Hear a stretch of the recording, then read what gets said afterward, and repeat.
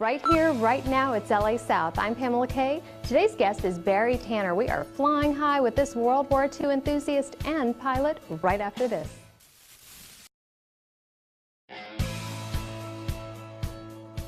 He's wearing a World War II uniform. He's got me wearing a World War II uniform. He's an experimental aviator. Let's find out more about Barry Tanner.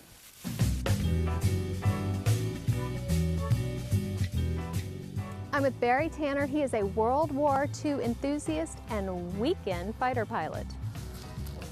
Well, thank you for coming over to see our stuff. What we have here is authentic planes, and some of them are experimental. We built them in our garages and we fly them. And start off, I'd like to tell you a little bit about our uniforms here. And what I'm wearing is a captain's uniform, Army Air Corps from the 40s. And she is wearing a woman's, this is authentic, 70-year-old dress.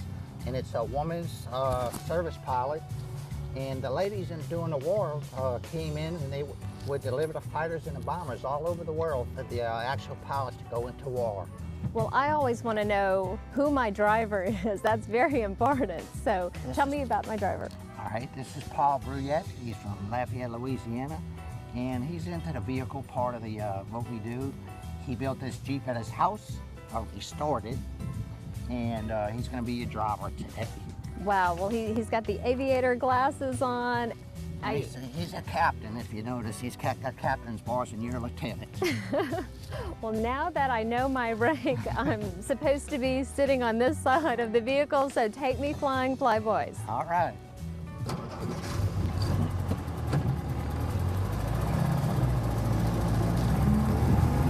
Well, I think my lucky number just might be 19. Maybe it is, because this is a plane actually behind us that was doing World War II. Was an actual fighter that flew in Australia. And the guy who found the plane, it was beat up, it needed to be restored, but he brought it over here and we took it completely apart. I mean, every rivet that you can pull out of it, every piece of metal, we took it completely apart. We started new and went back with everything, and now it's flying. That is unbelievable. How much time does it take to really go into that if you're taking apart every rivet? Well, he actually was in it working on it for 12 years. But this plane during the war, in the beginning of the war, was our very finest fighter that we had. And we sent them all over the world. They were fighting in Italy, they were fighting in Germany, they was all over France. And what they would do, they would load them up on an aircraft carrier, and they would go across the ocean. When they got to Africa, they would fly off the carrier and land in Africa, and then they fought the Germans all the way across and into Italy and Sicily. Well, this is such an honor to servicemen and women to restore such a plane. It really is. And when people come out and they look at it, especially the old guys, they stand there and they look at it for hours, they stare at it, you know, and it feels real good to see that. I would think a few tears might be shed too. Well, this is a World War II plane. Obviously, it's going to have guns. Tell me about these. Well, actually, the reason, and the whole reason that they were in the sky with these planes was because of these guns. The reason being they needed to get behind the enemy and shoot them down, right? So when he did the restoration, I knew a little bit about the guns, you know, so I got some drawings on the internet, and I ended up looking all over the country, and I bought the plans to actually build the guns, and I built 3 of them, and they're in this swing. And I mean, if you look at the gun, it looks exactly like the real gun that was used during the war. But of course, we don't shoot them. There's no way to shoot them. The FAA don't like that very much. So, but if you ever get a chance, we can open up the panel and you can look in and you'll see they're in there, and it's really super authentic. You know, Pamela, during the war in Lafayette, a lot of people don't know that this was a base in where they were training for the pilots to go off to war. And this is actually a real World War II hangar here that a lot of people don't even know is here.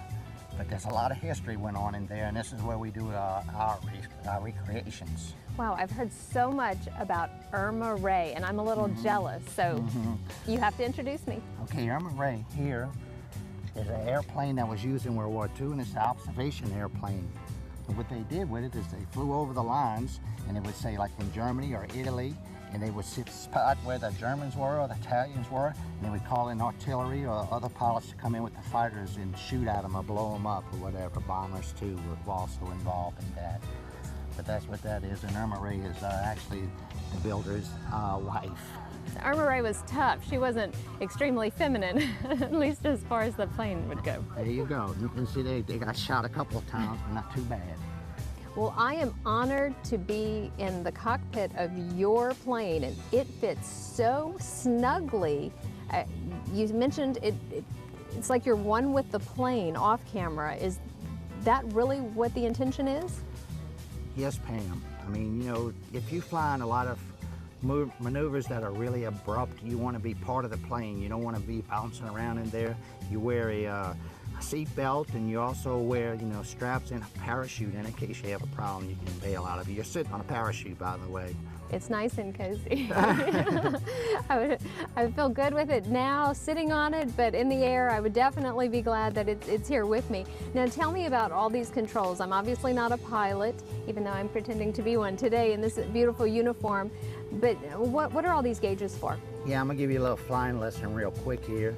And basically, a lot of people look at these panels, they look real complicated and they don't know where to even start at, but it's not that hard really.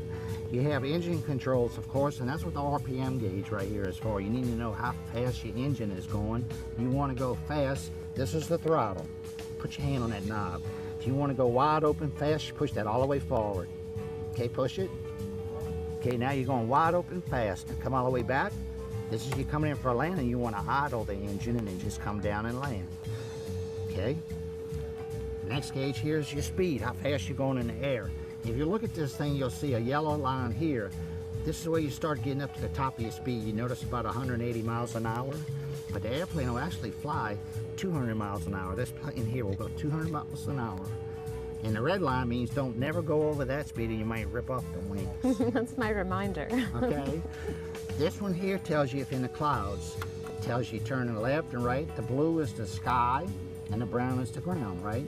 So if the orange lines are like that, you're level, right? So when you're turning, you'll see the little airplane wings do this. If you're climbing, they'll go up. If you're diving, they'll go down. This is here tells you how high you are in the air. Right now we're sitting on the ground. You adjust the barometric pressure with this knob here in the window, and that's we're at 50 feet. As you go up, there's a little balloon in there that moves and on the needle, and it'll tell you how high you are. And I can go probably 9,000, 10,000 feet in this. This is just an engine gauge, temperature gauge. This more temperature gauges here. This tells you your rate of climb, how fast you're going up, 2,000, 3,000, 4,000 feet a minute, or down. This one here is another gauge like this. And that's it for the gauges for now. But here's your radio. If you remember on 9/11, the terrorists got in the plane and the radar couldn't find them. You know why? Because this is the radio that tells the radar people where you are and who you are. When you call them up, you tell them you're coming to Lafayette, they give you a code. You take them, you put the code in. It might be 0201. And that way they know who you are and where you are. They see that on the radar screen. Another thing is you have flaps when you're coming in for a landing to slow you down so you can get slow enough to get on the ground. And this is the little lever here. I'll do it for you. Look out the side there. You see them moving? That's when you're coming in for a landing. Steering the plane is real easy. Grab the stick, pull it back. All right, this is centered here. So if you want to go up, you pull it back. You want to go to the left, go to the left. Look out on the wing. You see the things moving there? So if you want to go to the left, the wind coming over the wing, right, pushes the little lever, pushes that wing up in the air. I want to shoot guns. Is that what the red button is for? That's for talking to the tower. Darn. No, I don't have any guns in here. That's for talking to the tower. So here's your radio here. We'll turn it on if you want. Standard markings. Use caution on north ramp. Work in progress. Construction lighted and barricaded. Unlit tower 5.8 nautical miles west of Lafayette at 266 feet. MSL lights out of service. Tower, help me. I have no guns. Okay. Yeah, you want to call them, you push the button. Okay. You want to talk to them? I'll pass. Okay. Now, you need to know where you're going, right? Sure. Well, today it's easier than ever. You see right between your knees there's a Garmin radio. And you can turn it on. Now, these weren't available in World War II. No, of course they didn't have that. And navigation back in those days was a lot harder. You had to have a map. You had to draw where you were going on a map and look out the window and look at the rivers and the roads to figure out where you're going. But today it's very, very easy. You just type in what city you're going to. It draws a line on there to that city. You stay on the line with your little airplane. Boom, you're there. After this aviation lesson, I'm ready to be a member of the Experimental Aircraft Association. Markings. Use caution on north ramp, work in progress. Construction line to dam barricaded. Unlit tower 5.8 nautical miles west of Lafayette at 266 feet. MSL, lights out of service. Well guys, I've had a great time. Let's head on over to the Officers Club.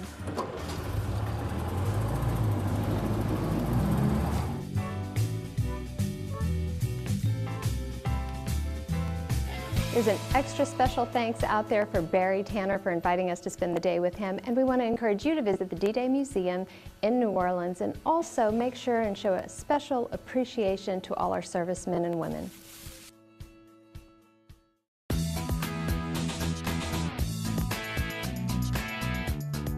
Fashion shouldn't have to cost you a fortune, so at LA South we want to always save you money but help you look fashionable. So today I'm going to show you how you can take one dress and turn it into 3 great looking outfits that are versatile.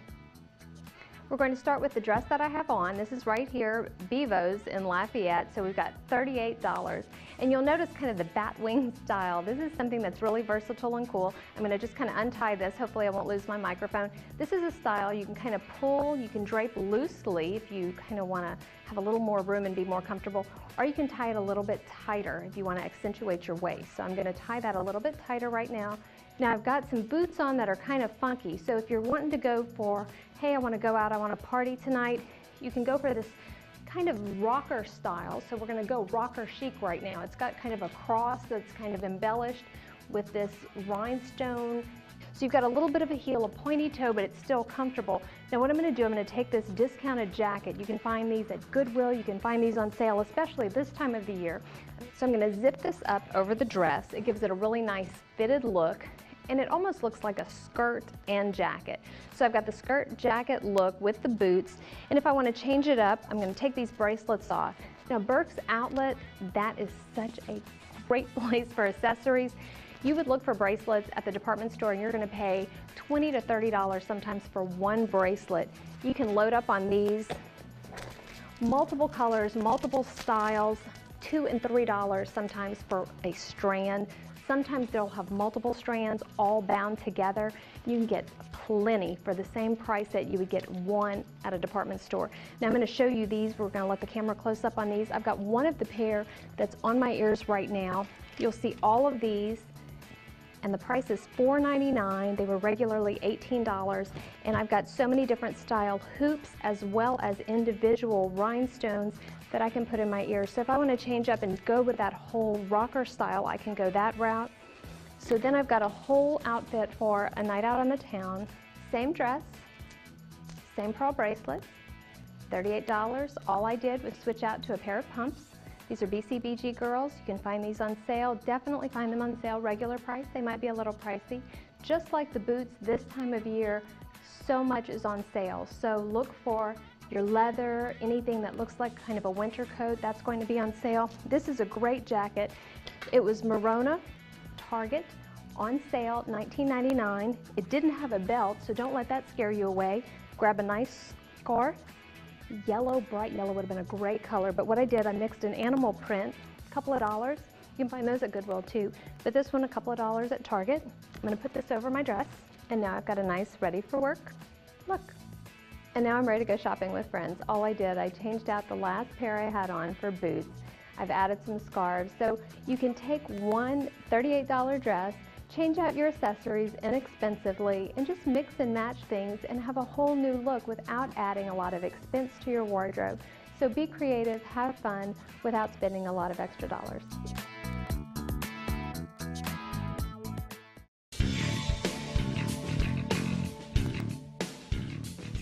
Hello, I'm Kyrie Saber, President and CEO of the Kai Cares Foundation.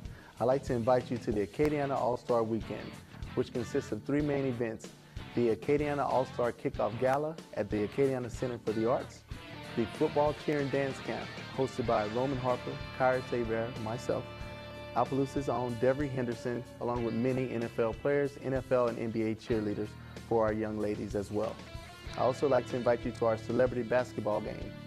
These events will be held at Eunice High School on May 18th, 2013. My name is Kyra Saber, and I am LA South.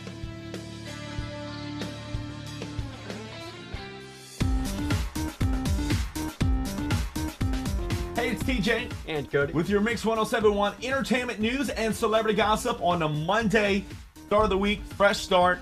How was your weekend? It was good. It was Not good. bad. Not bad. Didn't go to the Playboy Mansion as planned, but better luck next time, I guess. Better luck, huh? Hey, something new, something fresh. Taylor Swift was at the Brit Awards last week. Yep. Harry Styles, her ex, of course, I should call it, was there. When you're in a relationship, you break up, it's fresh. Uh-huh. You see your ex in public. What's the one thing you hope you don't do? I guess talk to him, Approach him? Yeah. Okay, well, that's exactly what Taylor did. She did not want to go near Harry Styles. She did not want to go talk to Harry Styles. But Harry did the exact opposite. He was trying to be the nice one out of the situation to put away the relationship. But Taylor, because it's so fresh, wanted to do with that. Talk to him, get close to him. Do you like disagree? Do you agree? Well, I think it's clear to see right there in front of her faces, she was the one that had a lot of feelings for Harry. I think Harry didn't really. You can totally tell when the ball dropped on New Year's Eve. Yeah. That the New Year's kiss, he just like. Yeah, you know, I mean, you could, and we knew that. We talked about it for weeks leading up to the breakup. It's really no surprise. Yeah, it was a no surprise, but this, however, it's a surprise.